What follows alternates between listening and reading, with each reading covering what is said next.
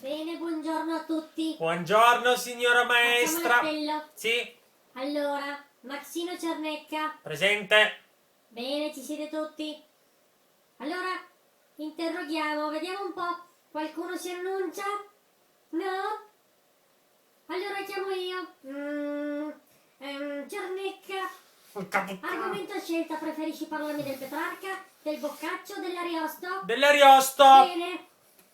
Allora, ieri mio papà ha fatto la grigliata e siccome... Cernecca 2 in italiano, vai al posto. Almeno Sono già- matematica hai studiato? Certo che ho studiato. Hai fatto i compiti? Sì, Per caso dovevate fare 4 espressioni, le hai fatte? sì. Bene, fammele vedere. 1, 2, 3, 4. Cernecca, Sì. 2 in matematica, vai al posto. Sono già al posto. Latino, vediamo chi interrogo di latino.